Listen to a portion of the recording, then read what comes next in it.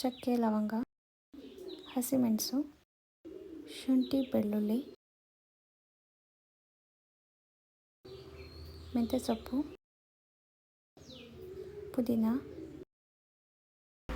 ಕೊತ್ತಂಬರಿ ಸೊಪ್ಪು, ಟೊಮ್ಯಾಟೊ,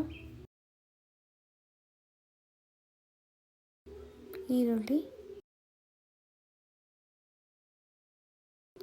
ಇಷ್ಟು ಹಾಕ್ಬಿಟ್ಟು ಮಿಕ್ಸಿ ಮಾಡ್ಕೊಳ್ಳಿ. ನುಣ್ಣಗೆ ಪೇಸ್ಟ್ ಆಗೋ ಥರ.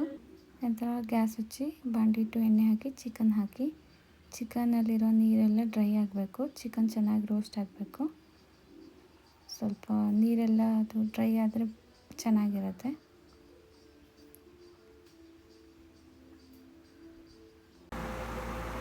ರುಬ್ಬಿದ ಮಿಶ್ರಣವನ್ನು ಹಾಕಿ ಚೆನ್ನಾಗಿ ಮಿಕ್ಸ್ ಮಾಡ್ಕೊಳ್ಳಿ.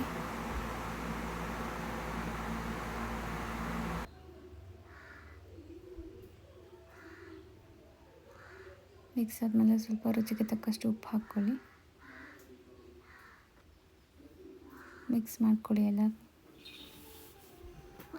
ಆಮೇಲೆ ಕಾಳು ಮೆಣಸು ಪುಡಿ ಹಾಕಿ ಮಿಕ್ಸ್ ಮಾಡ್ಕೊಳ್ಳಿ ಚೆನ್ನಾಗಿ.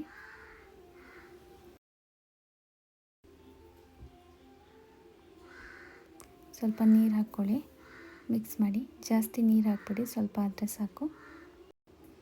ಚೆನ್ನಾಗಿ ಮಿಕ್ಸ್ ಮಾಡಿ ಆದಮೇಲೆ ಒಂದು 5 ನಿಮಿಷ ಕುದಿಸಿ. ಆದಮೇಲೆ ಒಂದು ಅರ್ಧ ನಿಂಬೆಹಣ್ಣನ್ನು ಹಿಂಡಿ ಒಂದು 5 ನಿಮಿಷ ಕುದಿಸಿ ಚಿಲ್ಲಿ ಚಿಕನ್ ರೆಡಿಯಾಗಿರುತ್ತೆ. ಈ ವಿಡಿಯೋ ನಿಮ್ಗೆ ಇಷ್ಟ ಆಗಿದ್ರೆ ಲೈಕ್ ಮಾಡಿ, ಶೇರ್ ಮಾಡಿ, ಸಬ್ಸ್ಕ್ರೈಬ್ ಆಗಿ ನನ್ನ ಚಾನಲ್ಗೆ.